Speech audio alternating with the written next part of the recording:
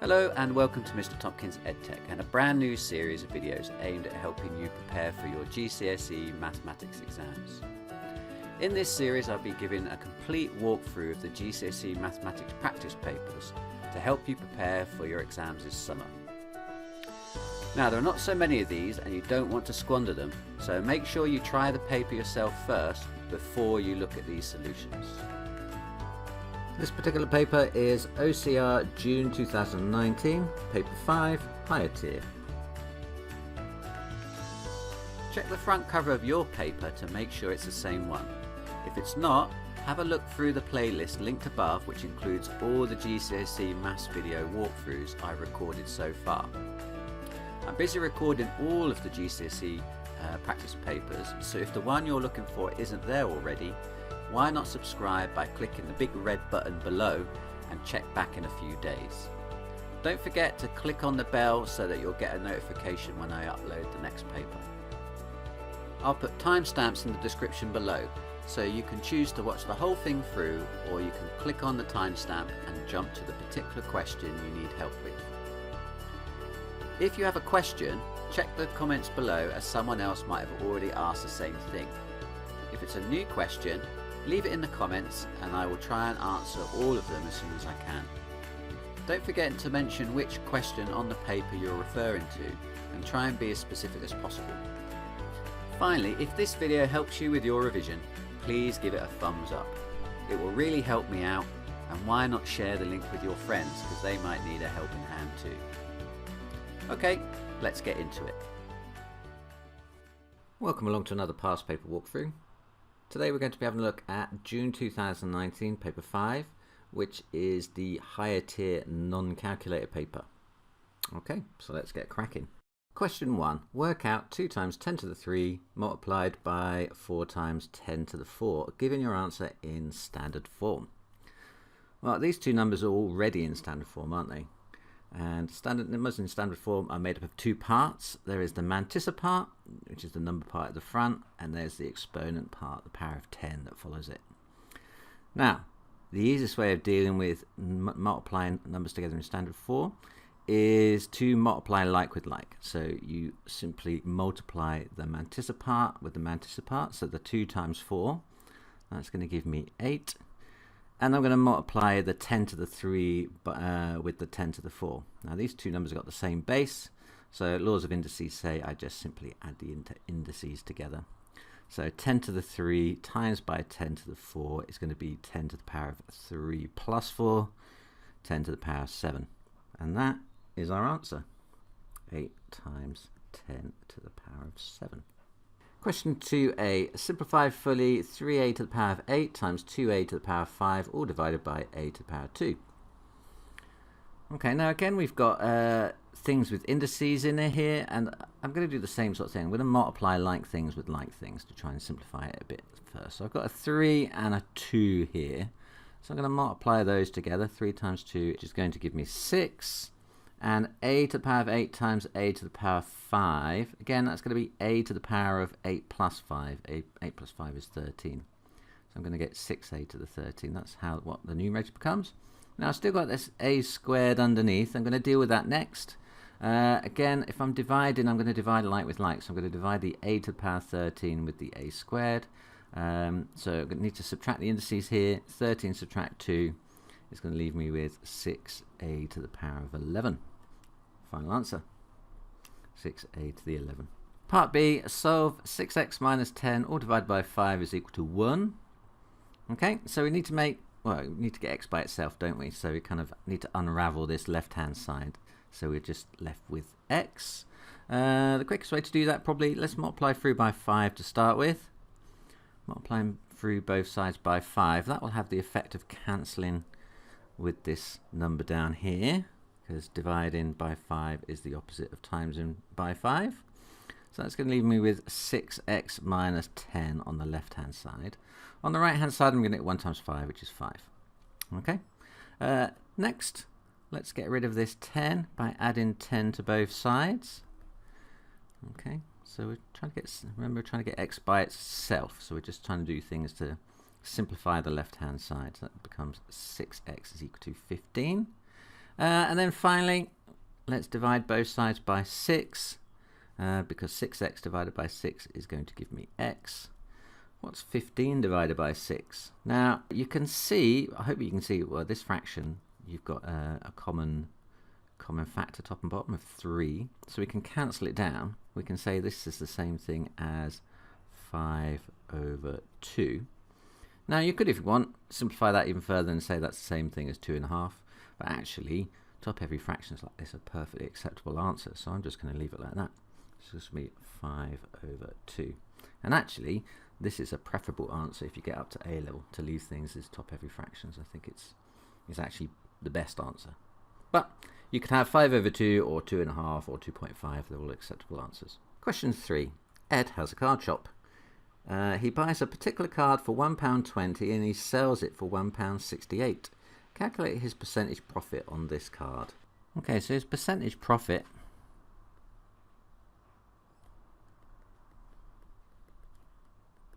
is going to be his profit divided by the original cost of the item, isn't it? Okay, so what is his profit? So if he bought it at £1.68, sorry, if he bought it at £1.20 and sold it for £1.68, then his profit is 48 pence, isn't it? Okay, so his percentage profit is going to be 48 pence divided by the cost of the card, which is £1.20. So I need to turn this into a percentage in a non-calculator paper. How am I going to do this? Well, first off, I'm going to get rid of the decimal because I don't like decimals. So let's just times top and bottom by 100.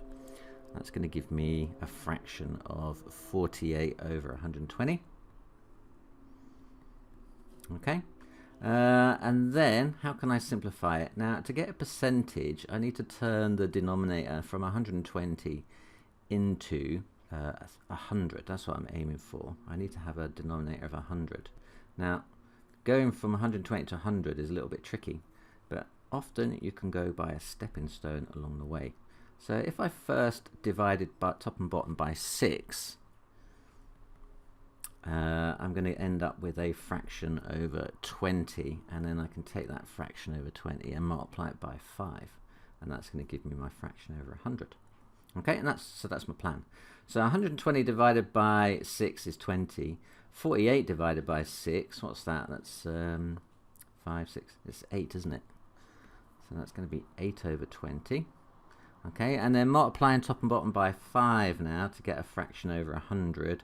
That's going to be 8 times 5 is 40, so that's 40/100. So that's 40%. Job done. Ed's profit on good luck cards in 2018 was £360. This was a decrease of 20% on profits in 2017. Work out Ed's profit on good luck cards in 2017. Okay, so I tend to use this triangle for working out percentages, anything to do with percentages. FOM, stick your FOM on it, it's kind of way of remembering it, where F stands for the final amount, O stands for the original amount, and M is the multiplier that we are using. Okay, so then mostly percentage questions resolve to working out which one of these you've been given. Okay, so Ed's profit on good luck cards in 2018 was 360.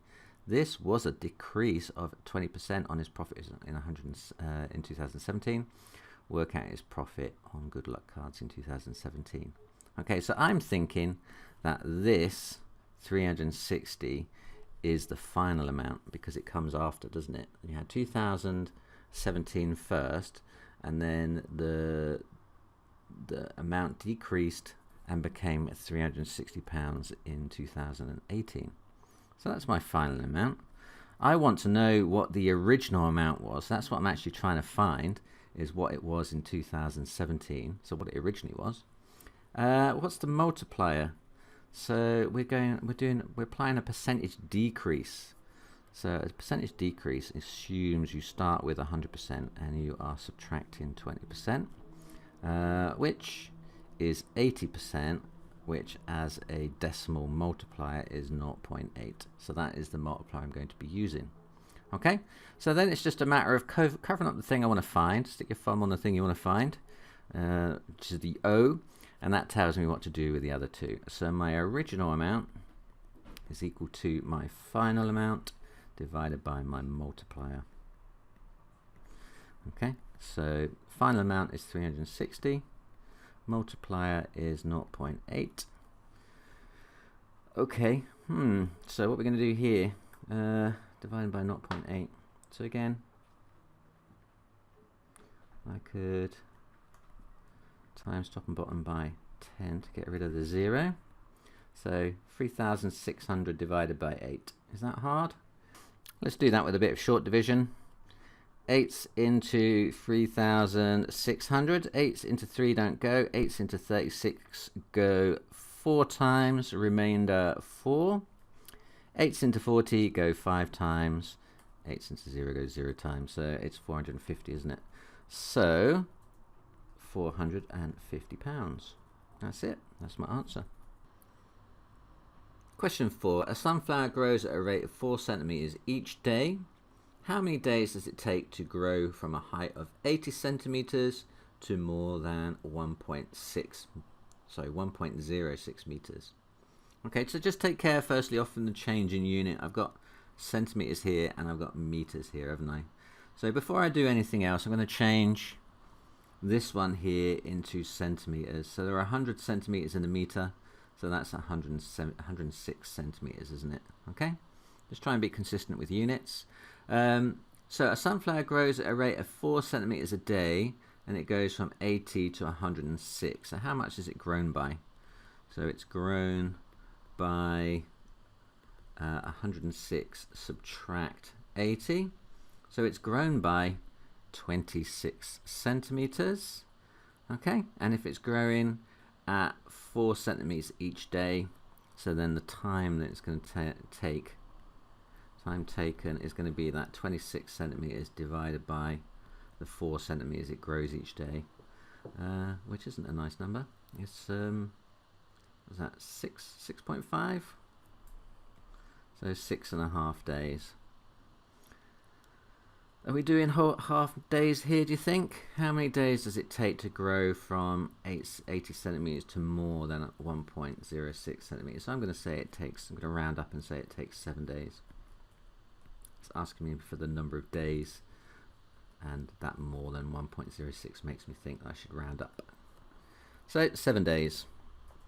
Part B says, if the sunflower grows at a faster rate, how would this affect your answer in part A? Okay, so it's not going to change this amount grown. It's going to change this division here, isn't it? So if it grew at a faster rate, then this number here is going to increase, isn't it? So rather than doing 4 centimeters a day, that's going to increase and become maybe 5 or 6 centimeters a day. So if that has gone up, so if you divide by a bigger number, you're going to end up getting a smaller number here then, aren't we? So this number here is going to decrease. So it would become smaller number of days then, won't it? So it would take fewer days. Okay. Question 5. The table shows the ages and values of 11 cars of the same model. And then it says the points of the first 7 cars are plotted on the scatter diagram. Yes, they are. I can see 7 crosses on there. And the first part of the question says plot the points of the remaining 4 cars. Okay, so these ones up here are already on the diagram. We need to do those last 4 at the end here. These ones here need to go on. Okay, so I'm going to have to add an extra cross then at 3 years and 8. Put it there.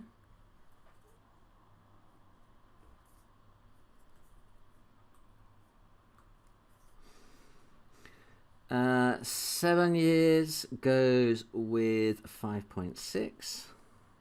So 7 years goes with 5.6. So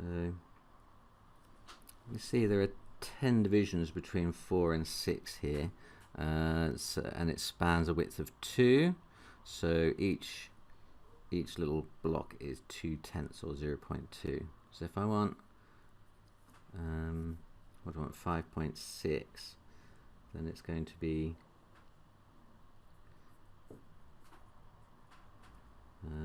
2 squares down from 6 then. Okay, so it's going to be there. 8 goes with 5. That should be a little bit easier to draw. It goes with 5.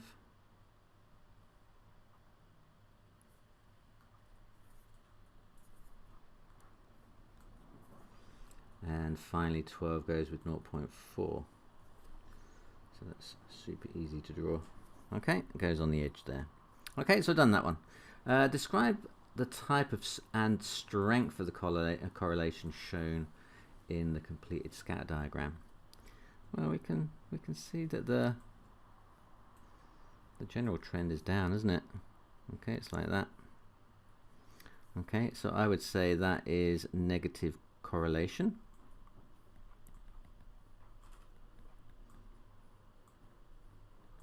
Is it sloping downwards? Do you think that's strong? I think that's pretty strong. I would say that was generally quite strong correlation. You have got like an odd outlier. This one is a little bit far away, but all the others are fairly close to that line. Part C says one car lost its value more quickly than the other cars. On the scatter diagram, draw a circle around the point representing this car. Okay, well, I'm going to have to recircle this point. I hadn't read that question at that point. That's the outlier, isn't it? Okay, you can see that it's much lower than all the other cars relative to where they are on the line, aren't they? Okay, that one should be, if it was behaving away similar to the others, somewhere up here, and it's all the way down here. Okay, so yeah, that's clearly the outlier that we're talking about here. Oops. So it is this point here, and I've circled it.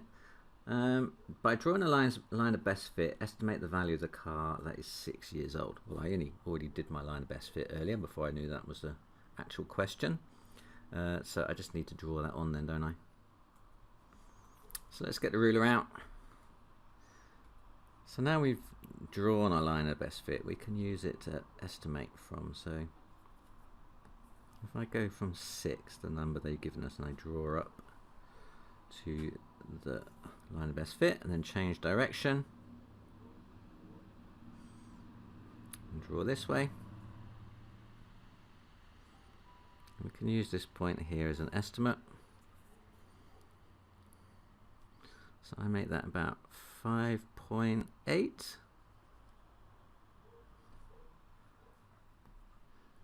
So 5.8, and this is in thousands of pounds.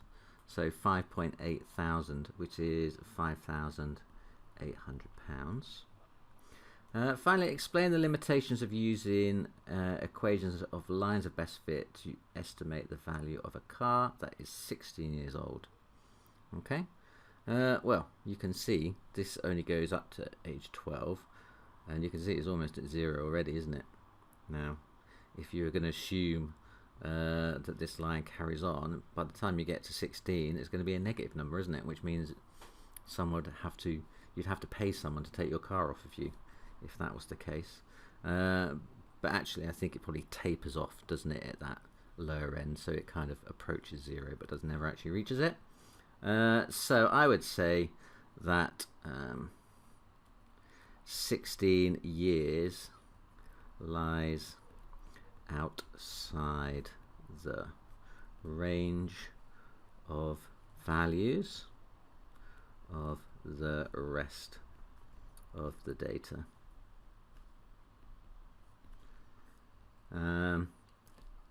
This is what we call extrapolation, and it is unreliable. So this is a good word to remember, extrapolation. So it's basically when you're trying to look up a value and it's outside the range of values that you've been given. Okay. Question 6. A bag contains 4 red counters and 3 blue counters only. Jack picks a counter at random and then replaces it. Jack then picks a second counter at random. Complete the tree diagram. Okay? Now, a very important part of this text is this bit here and then replaces it. This tells us we have what's called independent probability here. Independent. Rather than if he didn't replace it, in which case you have dependent probability, and the probabilities in the second branches would be different from the ones in the first because you'd have less things to pick from. But here we don't have that scenario because we're replacing it. It means that this section here is going to be exactly the same as here and here, because you've got the same number of counters at every selection. So whatever the probability was in the first selection, it's going to be mirrored at every other part of the diagram.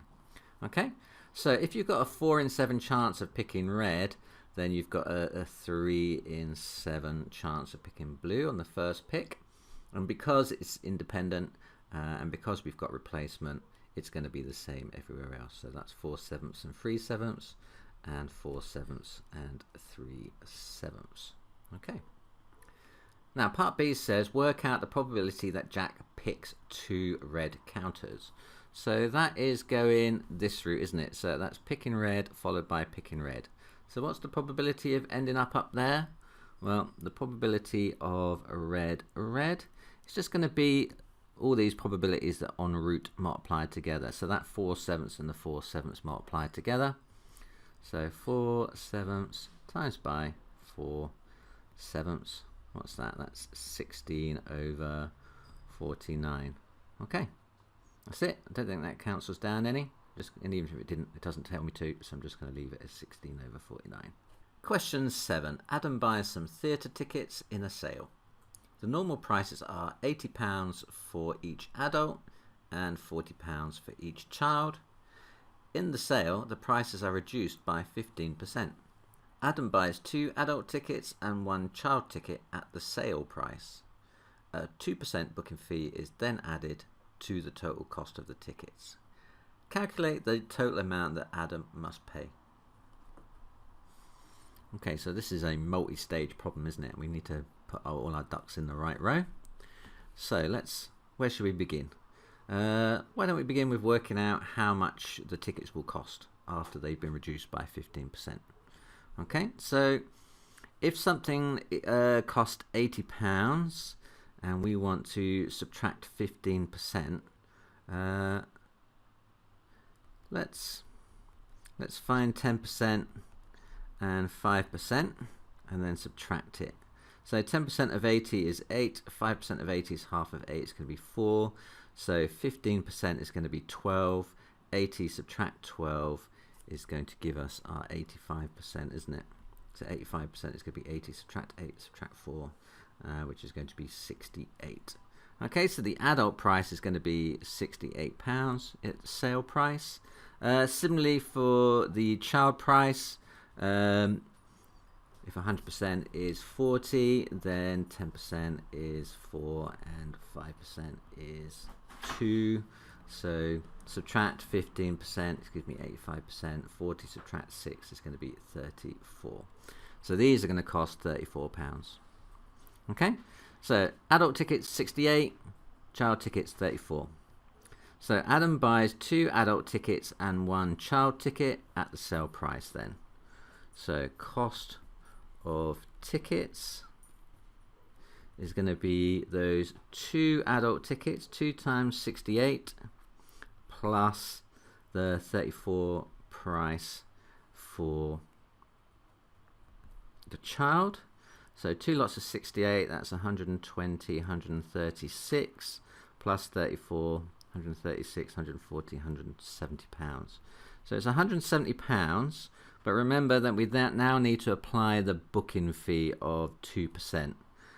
So we need to find out what 2% of 170 is. So again, if 100% is 170, what is 2%? Well, let's work out what 10% is. First, divide by 10 is 70, and 1% would be divided by 10 again, that would be £1.70. So then 2% is going to be 2 lots of £1.70 then. That's going to be £3.40. Okay, so it's going to be plus booking fee. Plus booking fee is 170 plus £3.40 then. So that comes to £173.40. Okay, final answer. Question 8. Mrs. Mills buys 4 packs of treats for her cats, Fluff and Tigger. She gives Fluff 1/6 of a packet each day. She gives Tigger 1/5 of a packet each day. For how many complete days will the 4 packs of treats last? Okay, well, first of all, let's work out how much she gives the cats each day then. So each day she's going to give 1/6 of a pack to Fluff and 1/5 of a pack to Tigger. So what's that then? 1/6 plus 1/5. Okay, when we're adding fractions together, we need to find a common denominator. So what's common to 6 and 5? I think we can make it as a fraction over 30, can't we? So it's going to be 5/30 plus 6/30, isn't it? Okay, which is going to give me 11/30. So she gives 11/30 a day. So how long is that going to last then if she's got 4 packs? So that's a division question, isn't it? So the number of days it lasts, you're going to find by dividing the number of packs she's got by the amount that she uses up each day. Okay, dividing through by a fraction. Keep, change, flip. So keep the first number, change the sign, flip the second one. So that is 4 times 30 over 11. So that is 120 divided by 11. 11's into 120. So 11 goes into 120 10 whole times.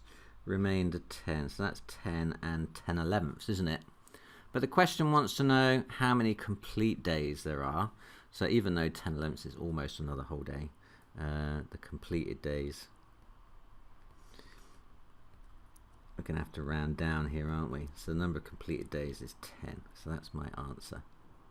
Question 9. An interior angle of an isosceles triangle is P degrees and the exterior angle is Q degrees.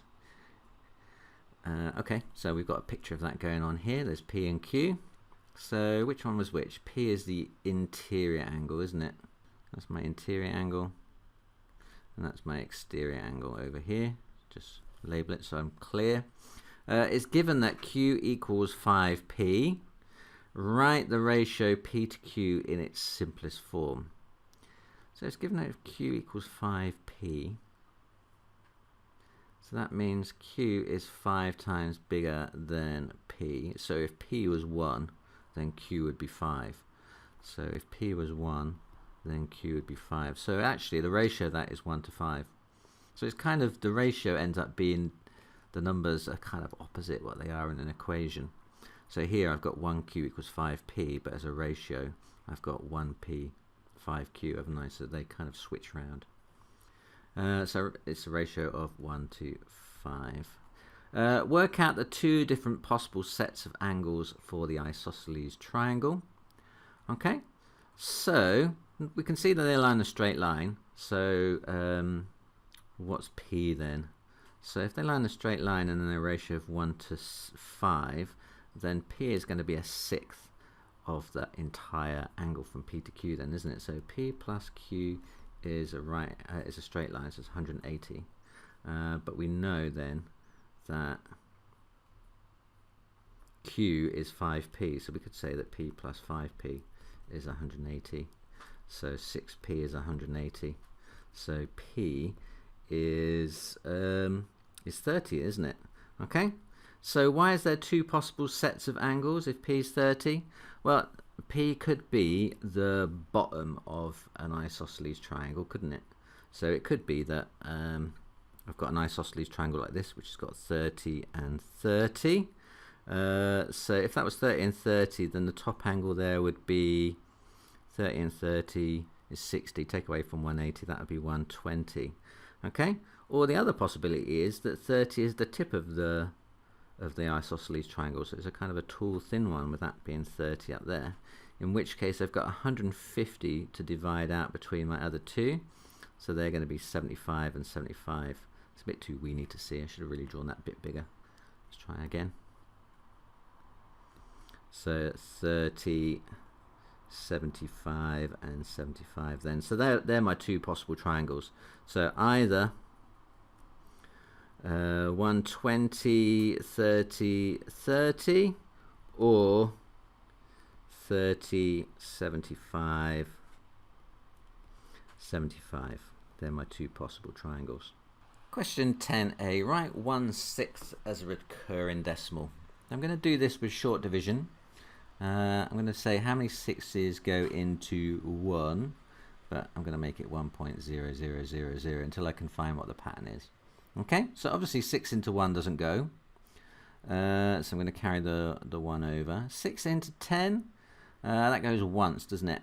So what's the remainder? It's going to be 4.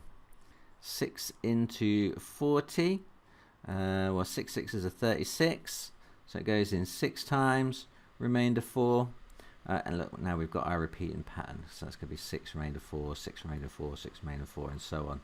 6, 6, 6, 6, 6 on forever. So writing that down as a recurring decimal, that is 0.16 with the dot on the 6, which means that the 6 repeats. Okay. Part B. Elsa divides a 2-digit number by another 2-digit number. She gets the answer 0.15 with the dot on the top, so 0.15 reoccurring. She says that there is only one possible pair of numbers that will give this answer. Is she correct? Show how you decide. Okay, well, I'm a bit lost about what to do with this one. I'm not quite sure what the numbers are, so I'm just kind of thinking, what can I do with a recurring decimal? And that's often the way with maths and these questions. If you can't think about what is the question is asking you to do, just think, well, what can I do with these numbers, and then see where that takes you and see if that helps. So at the moment I'm thinking, I'm not sure how I'm going to answer this, but I do know if I've got a recurring decimal, I should be able to rewrite it as a fraction. So I'm going to do that first. I'm going to say, I'm going to try and rewrite 0.15 reoccurring as a fraction, and then see if that helps me. At least it will give me two numbers in a ratio that I can then compare. So let me do that first. So if I say that x is equal to our recurring decimal 0.1555555.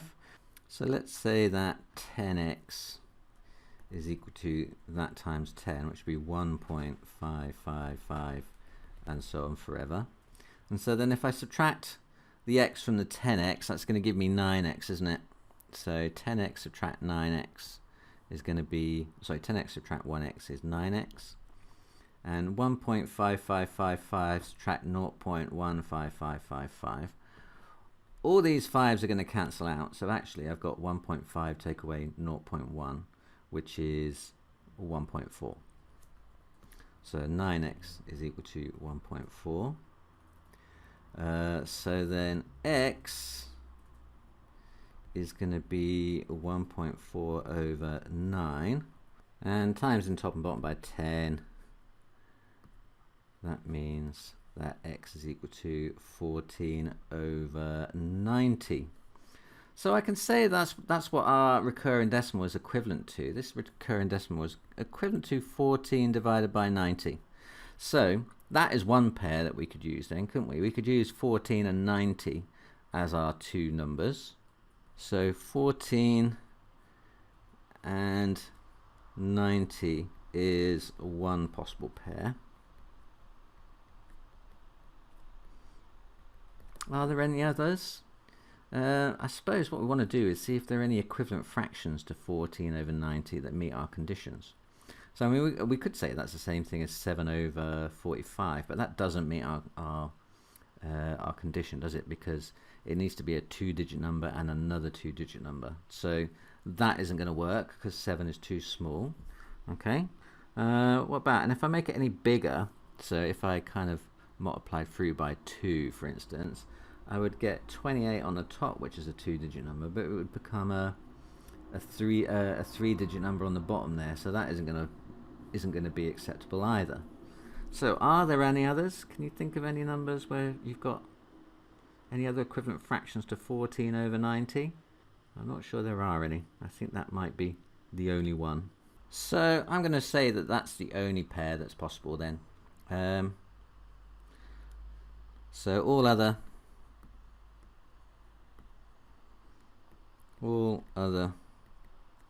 possible pairs which are equivalent fractions to 14 over 90 are not two-digit number pairs. Okay, question 11. Simplify fully root 200. When you're simplifying surds, you're looking for factor pairs where one of the factors is a square number. So if you think about the factor pairs of 200, you've got 1 and 200, you've got 2 and 100. What else? We've got 3, no, 4, yes, 4 and 50. 5, yes, 5 and 40. What else? 6, 7, 8. 8 and 25. 9, 10, yep, 10 and 20. 11, 12, 13, 14, 15. I think I've got them all now, haven't I? Okay, so which factor pair there can I use that have got a square factor? So I can see that 8 and 25 is a factor pair which has got a square number. 25 is 5 squared. But I've also got this one up here. I've got 2 and 100. 100 is 10 squared. So it's best to use the biggest one that you can find. You've also got 4 as well, haven't you? That's also another pair you could have used. So yeah, I've got 3 possible square factors here, but it's best to use the biggest one, which is 100. So I'm going to rewrite this surd then as the square root of 100 times 2. Okay, and then I can break that into 2 separate surds. I can say that's the same thing as a root 100 times a root of 2. And the root of 100 we know, that's 10. And the root of 2 we don't know, so that's root 2. So my answer is 10 root 2. Part B, evaluate 8 to the power of 1/3. 8 to the power of 1/3 is the same thing as the third root of 8. So what times itself? 3 times is 8. It's 2, isn't it? 2 cubed is 8, so the cube root of 8 must be 2. 2.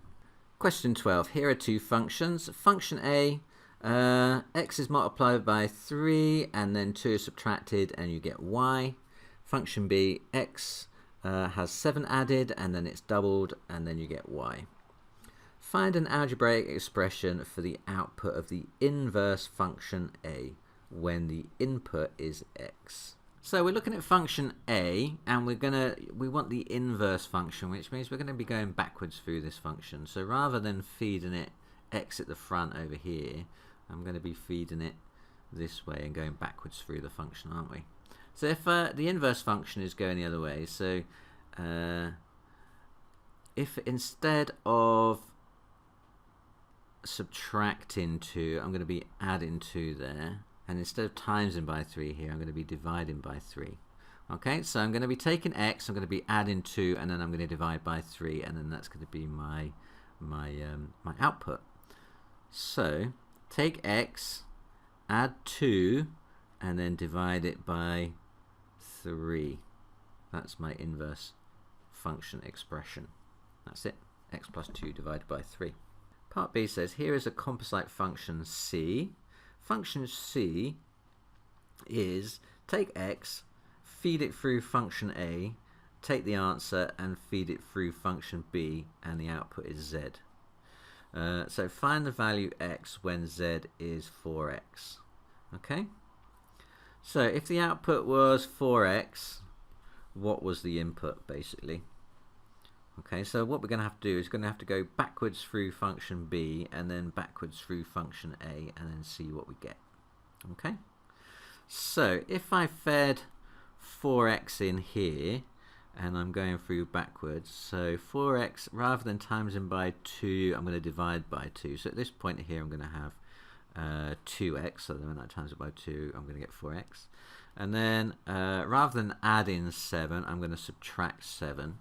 So at this point here, I would have had 2x minus 7. So that when I add 7, I'm going to get 2x. Okay, so that's what I'm going to have here. 2x minus 7, and then going backwards through function a, rather than subtracting 2, I'm going to be adding 2.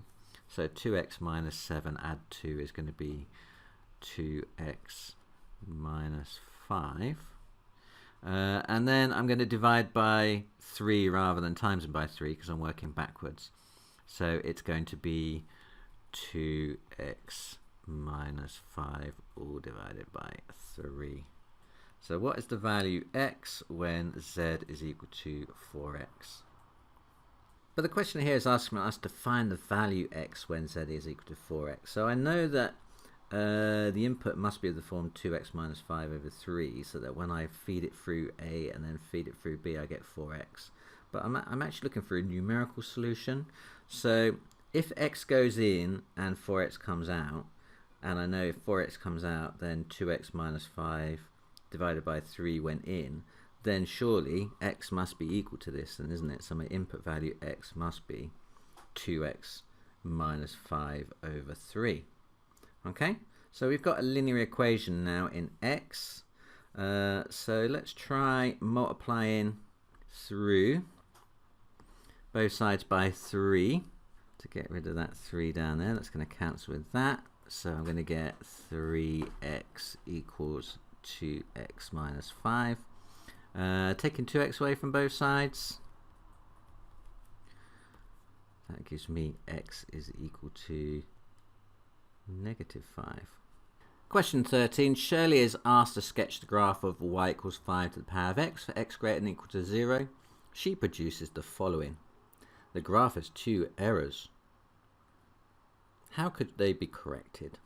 Okay, well, this is what we call an exponential graph, isn't it? This is an exponential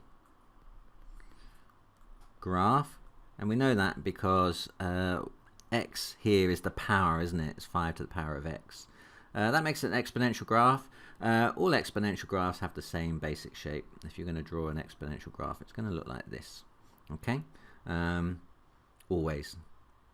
So it never has any negative values. It's always positive. It's always above the x-axis. It passes through the y-axis always at 1. The y-axis is the line x is equal to 0. So if you had 5 to the power 0, that would be 1. Anything actually to the power 0 is going to be 1. So regardless of what the actual constant, the number is there, the base, you're always going to go through 1. Okay, so it's going to be like that. And it's always going to be increasing. So you can see she's kind of drawn, she's meant to have drawn this part of the graph where x is positive. So 2 faults. Firstly, her graph goes through 0 when exponential curves always pass through the y-axis at 1. So that's mistake 1. And secondly, she's plotted it as a straight line, whereas exponential graphs are always increasing. Okay. So they're my 2 faults. So graph y-intercept is 0, but graph should pass through 0, 1. That's the y-intercept. And then the second fault is y equals 5 to the power of x is not linear, straight line should be increasing function. Okay, so it's all the gradient is always increasing as you go from left to right. The gradient just gets steeper and steeper and steeper. Okay. Question 14. In the diagram, AB is parallel to CD. AED and BEC are straight lines. prove that the triangle ABE is similar to triangle CDE. Okay, now this is a classic similar triangles question setup where you've got, I kind of call it the bow tie ones, where you've got a pair of parallel lines and you're forming two similar triangles by joining them up with straight lines like that. Well, you can see for two triangles to be similar, all the angles must be the same, mustn't they? Okay, so first off, let's have a look at this angle here and this angle here. Now you can see that these two are what we call vertically opposite, so they're equal. So let's write that down. So we can say that angle CED is equal to angle AEB. Just take care to write them the right way around, so it kind of matching. And the reason for that is they are vertically opposite. Okay, so there's one pair of matching angles. We can also say that this angle here and this angle here are equal because we've got a pair of parallel lines and a line crossing them, and these two then are what we call alternate angles, aren't they? Okay, so let's write that down next. So angle BAE is equal to angle CDE because they are alternate angles. Okay, and then similarly we've got another pair of alternate angles, haven't we? Let's use a different pen. Let's go for a lovely shade of pink. So this one here then and this one here are also equal for the same reason. Okay, so we can also say that angle ABE equals angle DCE. And again, the reason for that is they are alternate angles. So what we've done now is we've shown that all the angles in triangle CDE are the same as all the angles in triangles ABE, and therefore they are similar. So let's just write that then. So all angles in triangle ABE match with angles in triangle, the other one, CDE. Therefore ABE is similar to triangle CDE. Okay. Question 15. OAB is the sector of a circle centre O. OA is 6 centimeters and AX is perpendicular to OB. The area of the sector OAB is 6 pi centimeters squared. Show that AX equals 3√3 centimeters. Okay. Now with these trickier questions, it's sometimes better just to, rather than leap in and start calculating things, just kind of sit back, have a think about the problem and see if you can see a route through from beginning to end. Okay. So what have we got here? We know the area of the sector. So if we knew the area of the sector, what would that tell us? So we know that this sector has an area of 6 pi. Okay.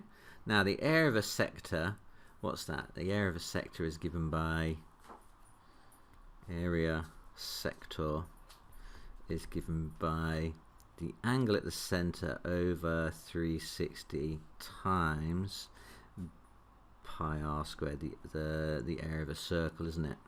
Okay, so if we know the area of the sector and we know the radius, we can use this to find this angle here, then we can work backwards and find theta. Once we know theta, then we've got a angle and a hypotenuse in a right angle triangle, which we can then go on to find AX. Okay, so that's kind of my plan of attack. So use the area of sector formula to work out the angle at the center, and once I've got that, then we can use some trigonometry in triangle OAX to work out that length. Okay, so I've got a plan, let's go for it. So area of sector equals theta over 360 times pi r squared. Let's sub in the things we know. So we know the area, don't we? So the area of the sector we were told here is 6 pi. So 6 pi is equal to, so I've got theta, which I don't know, over 360 times by pi. And what's the radius? Radius was up here then, wasn't it? So then the radius is going to be 6. So pi times 6 squared. Okay. Now, before we do anything else, I'm going to do some cancelling because I can see some similar things either side. So I'm going to get rid of that pi. I'm going to cancel it with that one. That's going to make my life a lot easier. I'm also going to cancel that 6 with that 6 squared over there, which is going to leave me 1 on the left hand side. It's not 0, is it? Because I'm dividing through by 6 on both sides. So what have I got left? I've got 1 equals theta over 360 times by 6. So it's going to be 6 theta over 360. Okay, that looks promising. So that means then that 360 equals 6 theta. So theta then is going to be 360 divided by 6. It's going to be 60 degrees. Okay, that's super helpful. So here I know then that this angle here is going to be 60 degrees. Okay, well it's a cakewalk after this then, isn't it?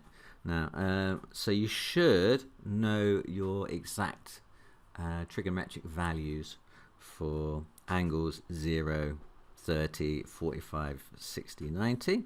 So you should know it for this one. Let's have a look at the trigonometry in triangle OAX. So in triangle OAX, so which side have we got then? So in triangle OAX, then 6 is going to be the hypotenuse. AX is the one we were trying to find, wasn't it? That's the opposite, isn't it? That's the opposite. This one is the adjacent. Okay, so I want to use trigonometry in triangle OAX. I want the opposite. I have the hypotenuse. Which ratio are we going to be using? So I tend to use the mnemonic SOHCAHTOA. SOHCAHTOA. So I write that down and I think, well, which ones have I got then? Okay, I want O, I've got H. So it can't be cosine because that involves the adjacent, and it can't be tan because that involves the adjacent. It's got to be sine, isn't it? So that's the ratio I'm going to be using. So sine theta is equal to the op over the hype. Okay, so we know now that theta is 60. So sine 60 equals the opposite. That's the thing we're trying to find. Let's just call it AX then for now, divided by the hypotenuse, which is 6. Okay, so then AX then is going to be 6 sine 60. Now, from our exact table of values, there are exact values. Sine 60, you should know. What is it? It's root 3 over 2, isn't it? So I'm going to replace sine 60 with 6 with root 3 over 2. So I've got 6 lots of root 3 over 2. So cancelling that 2 into the 6 is going to leave me with 3, isn't it? It's just going to be 3 root 3. 3 root 3, which is what I was aiming for, if you remember. I've got it, haven't I? Okay, so I've shown that AX is equal to 3 root 3 as required. Okay, now when I started that question, I really didn't know how I was going to do it, but I just thought, again, what can I do with the information I've got? So I started with the sector because I had the most information about that, and once I thought that through, I realized I could find the angle, And once I knew the angle, I realized I could use trigonometry in that triangle to find AX. Okay, and that's how your problem solving needs to go with these questions. If you're not clear about the root, just think, what can I do with the information I've got? That normally is enough to prompt you into seeing the bigger picture and working or picking a route through the problem from question to answer. I hope that was helpful. Let's crack on. Advertisement break. Looking for a maths tutor to help you through your GCSE A-level or IB exams? Then why not check out Mr. Tompkins Tutors at mr.tompkins.online/tutors. Mr. Tompkins Tutors offers personalised one-to-one quality tuition online via Teams direct to your home. Tuition is delivered by myself and a team of first-rate teachers who I've personally known and worked with for years. All have qualified teacher status in the UK and a recent full DBS disclosure, so you can be confident that you're in good hands. To find out more and request a trial lesson, simply visit the website linked below and complete the online form, and we'll be in touch with you soon. Until then, let's get back to the maths. Question 16. A, B, C and D are points on the circumference of a circle centre O. Angle BAD is 112 and angle DCO is 33. Show that the angle Y equals 35. Give reasons for each stage of your working. Okay, so I just always double check, make sure everything in the question is actually in the answer already. So BAD, is that marked? BAD, yep, that's on there. It's 112, look. Is angle DCO marked? 33. DCO, yeah, that's already on there as well. Just always double check that, because if you're missing a piece because it isn't on the diagram but it's in the question, you could stymie yourself. Okay, but it's all there, so we should have all the information we need. Okay, so how are we going to work out Y?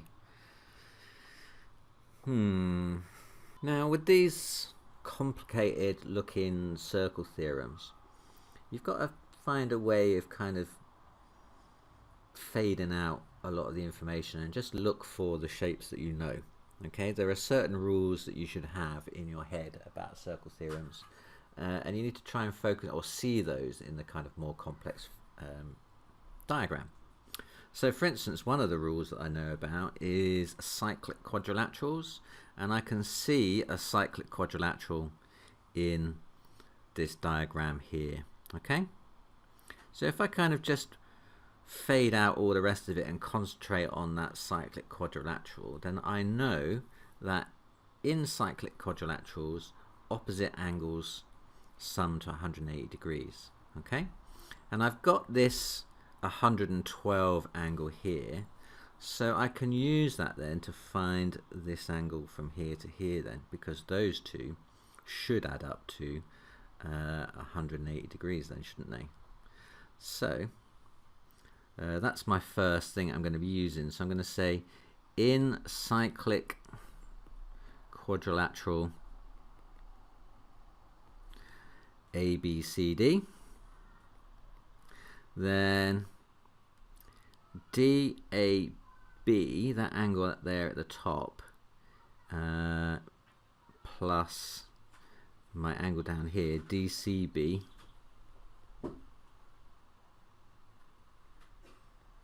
equals 180, because opposite angles in a cyclic quadrilateral sum to 180.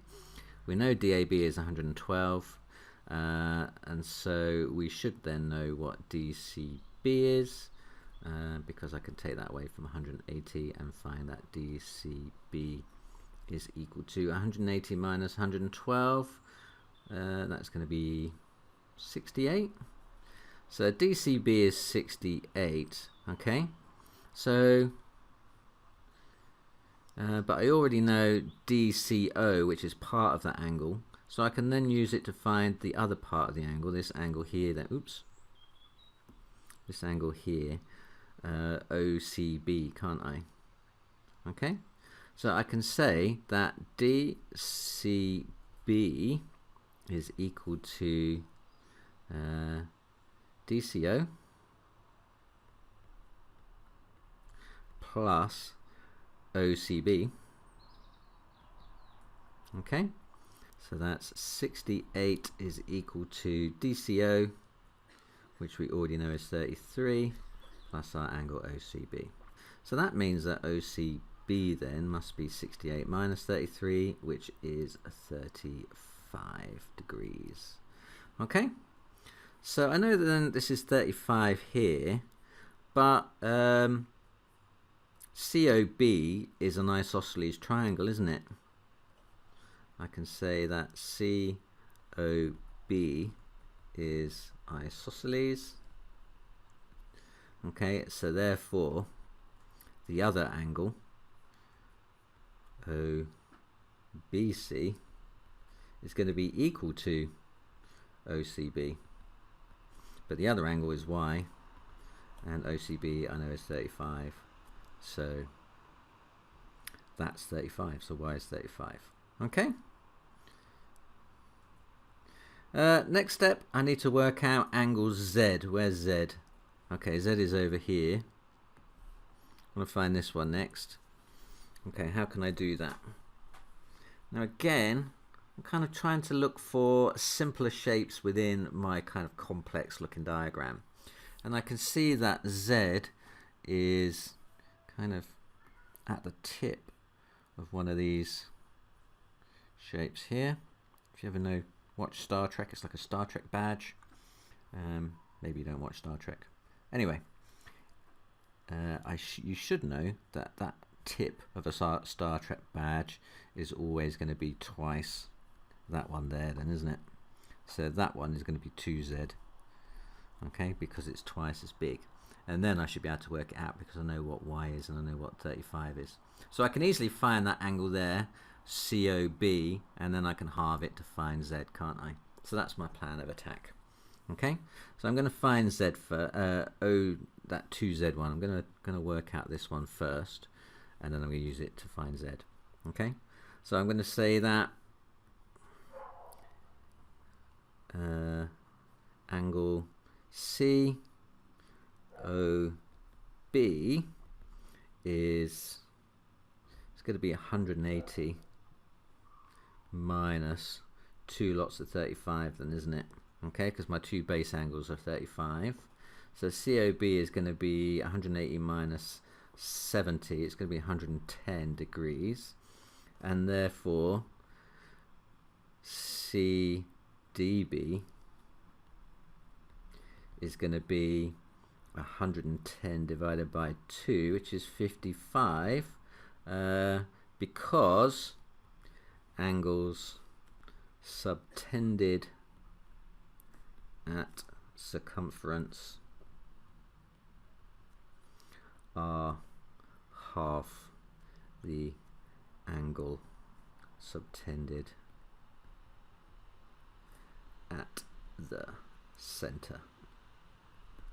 Okay, so that's the rule that I'm using. So the trick for circle theorems, as I say, is trying to see those simpler shapes within your more complicated looking diagram. You know, you've got like 4 or 5 of them you need to be on the lookout for. So you need to kind of focus in on those shapes and ignore everything else, and then you should be all right.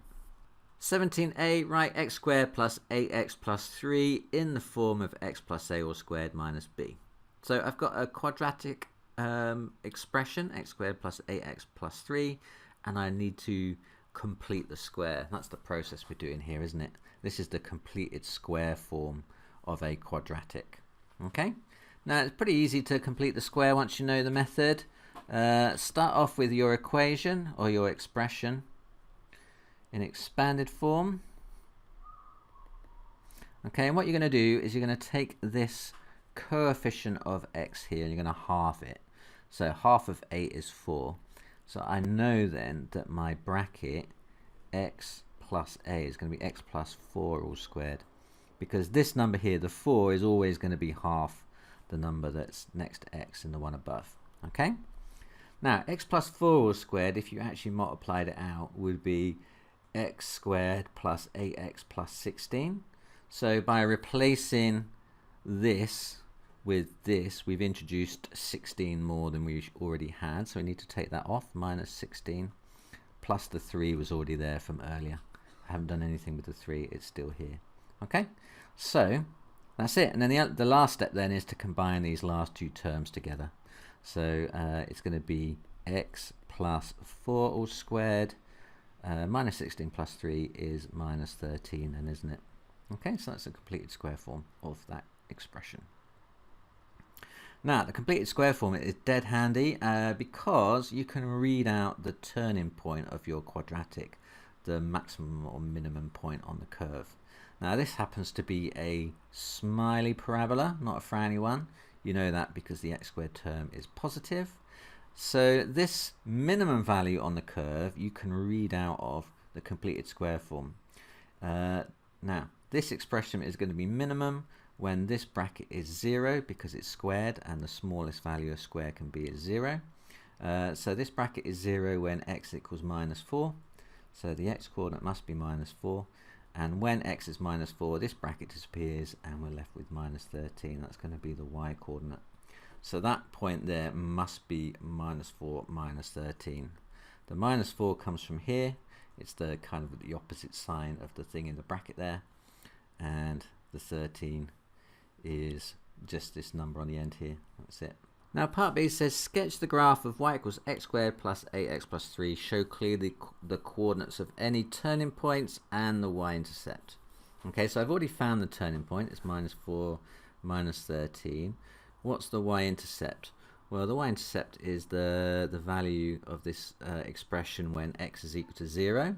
So if y is equal to x squared plus 8x plus 3, so when x is 0, then that term is going to disappear and the middle terms are going to disappear. You're just going to be left with 3, aren't you?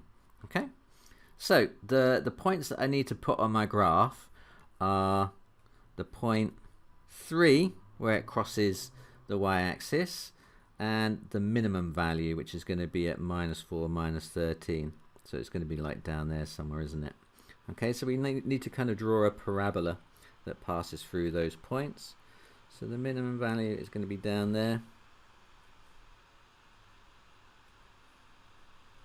Okay, so this point down here, let's mark that as minus 4 minus 13. And I've got my 3 marked. That's it, that's all. So normally if you're doing a full sketch, you need to know what these roots are as well, but the question isn't asking me about those. It just wants me to say what the y-intercept is and the turning point. Okay, and both of those I've marked.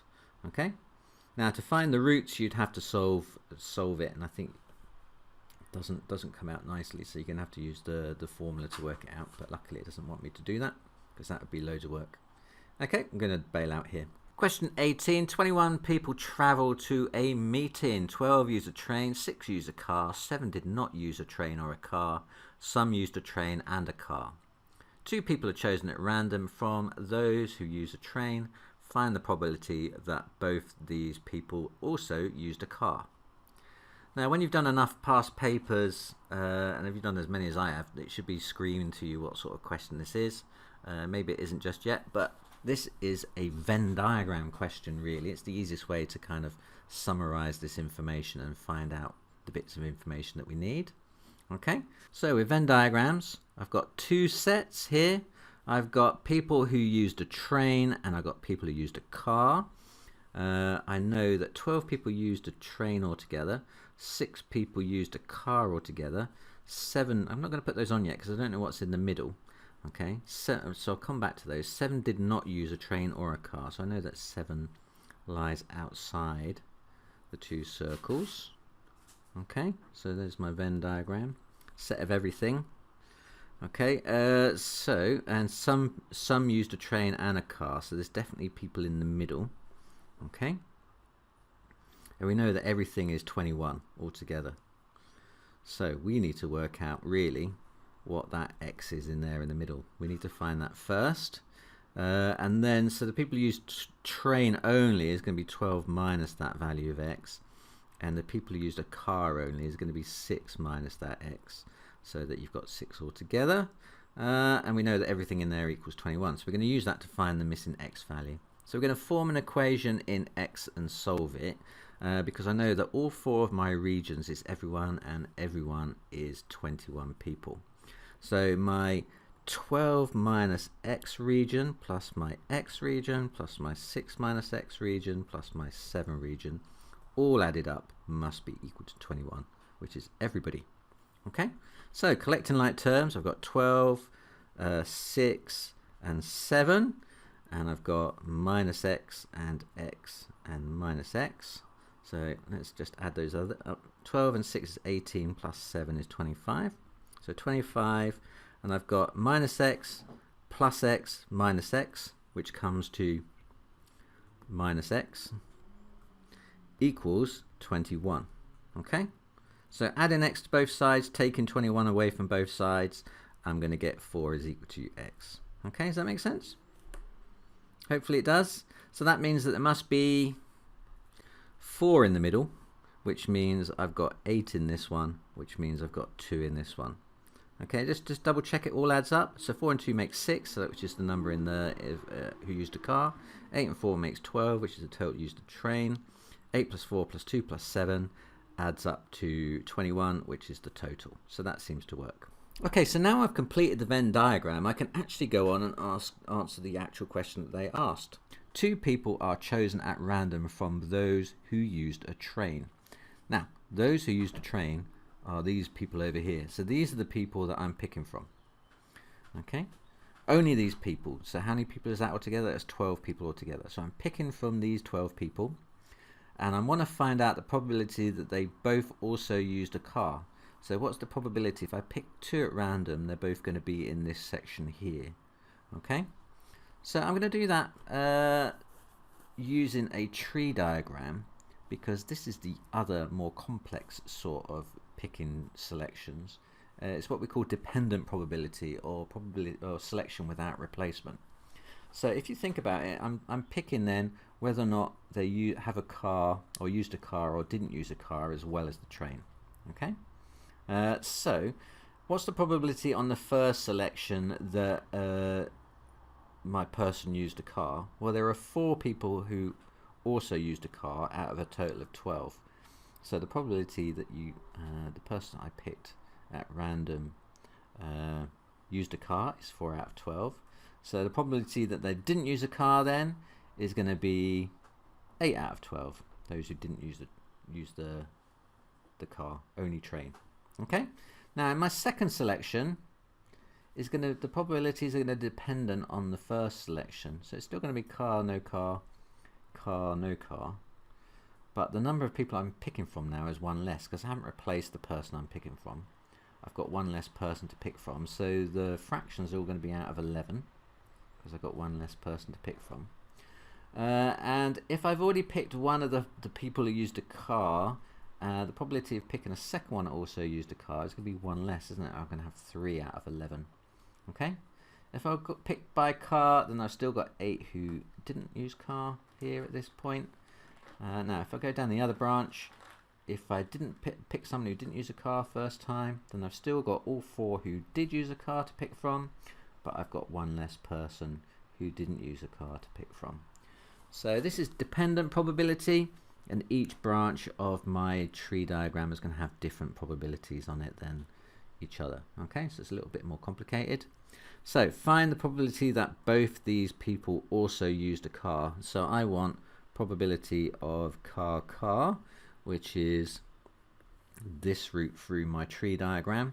So basically I need to multiply this and this together then, don't I? So probability of car is going to be 4 out of 12 times by 3 out of 11, which is 12 out of 132. Yeah, which cancels down, doesn't it? That's 1 out of 11. Now I've actually done something here that I often advise people not to bother with, which is cancelling down fractions in a probability question. Unless it says express it in the lowest terms, often you just get full marks by getting any probability. So you could just leave your answer as 12 over 132 and get full marks. If you do cancel down, know that you're not going to get any extra credit for it, so you're going to get no more marks for doing it. And there is a possibility that you do it wrong, and if you do it wrong, you're going to lose a mark. So if you do cancel down, you're going to get the same marks or less than if you just bailed out at this point here. Okay, so cancel down at your own risk. Advertisement break. Hello from Mr. Tompkins EdTech. Memberships are a feature on YouTube that allows subscribers to directly support creators and to also gain better access to them. As a member of this channel, you pay a small subscription fee and in return receive a range of additional channel perks. Here on Mr. Tompkins EdTech, I provide channel members with their own loyalty badge, which is displayed whenever you comment on any of my videos. I always reply to channel member comments first, and I try to answer all their questions fully. I upload exclusive member-only videos for all you EdTech enthusiasts, and I also post early releases of my popular exam paper walkthroughs. So if you can't find the paper you're looking for yet on my main channel, you'll most certainly find it first in the members only area. As a special acknowledgement and thank you, higher tier members can even have their name appear in the credits of my videos. So if you enjoy my content and you would like to support me make more of it, and at the same time enjoy some exclusive extra perks, then why not sign up today? Question 19. The graph of y equals x cubed minus x squared minus 2 is drawn on the grid. Part A says use your graph to solve x cubed minus x squared minus 2 is equal to 0. Okay?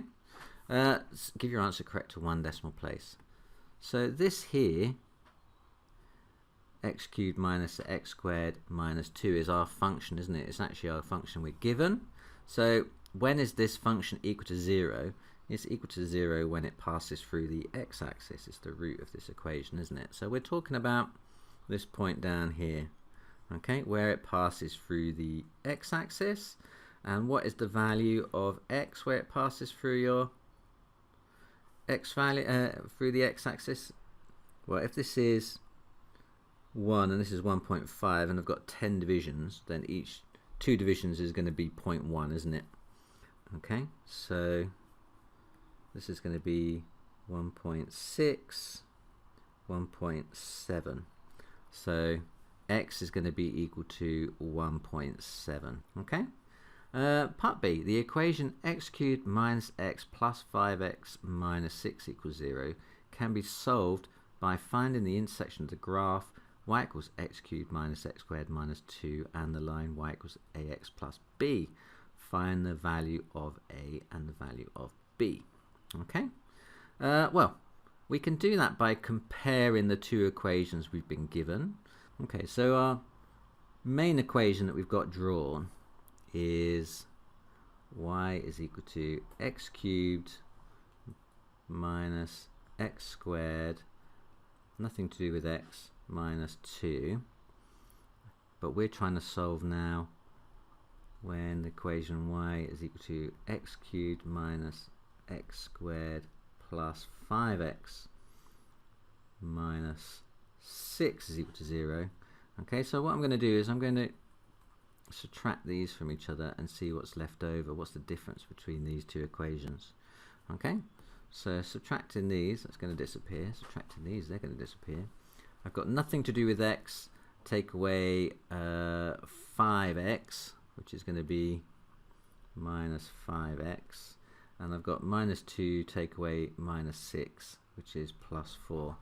Okay, so y is equal to minus 5x plus 4 is what I'd need to draw then. That's the difference between these two equations. If I drew that on the graph, and the intercept then is going to be the solution to that more complicated cubic. Okay, so comparing that to y equals ax plus b, then this number here is going to be the a value then, isn't it? So a is minus 5 and b, this number on the end here, b is 4. Hence, use the graph to show the equation x cubed minus x squared plus 5x minus 6 equals 0. Give your answer correct to one decimal place. Okay, so now I actually want to go and solve that. So what I need to do then is to actually plot this graph on, plot this line on the graph, and then see where it crosses with my first graph. Okay, so how am I going to plot y equals 5x minus 5x plus 4? Well, I know the first point is going to be a 4 at the y-intercept then, isn't it?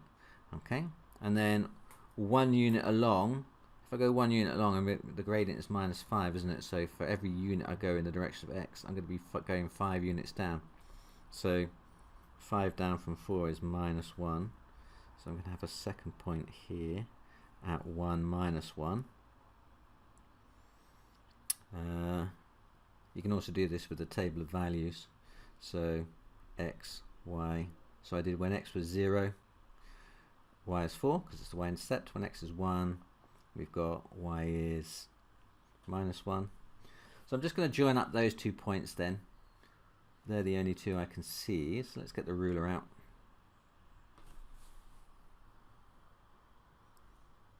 And join them up. I prefer to have 3 points. 2 points is a little bit minimal.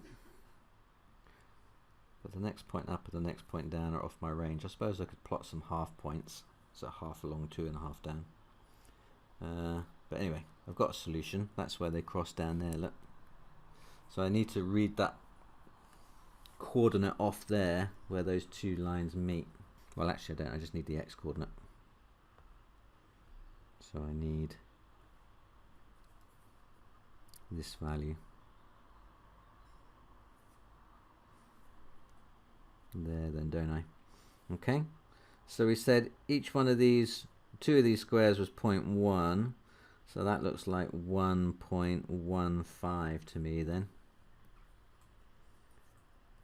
to 1 decimal place. Oh, I'm going to say 1.1 or 1.2. Let's say 1.2. X equals 1.2. It's kind of halfway between them, really. I think you'd probably get 1.1 or 1.2. Either of those answers will be fine, I think. Okay, but I've gone for 1.2 because I think it's slightly closer on my diagram to 1.2 than 1.1, although there's not a lot in it. Okay, that's it. We're done. You can find more exam question compilations over here. For more past paper walkthroughs, click down here. If you want to visit my Amazon shop with my recommendations for calculators, revision guides and other maths related stuff, click down here. Good luck in your revision and in your exams, and see you again.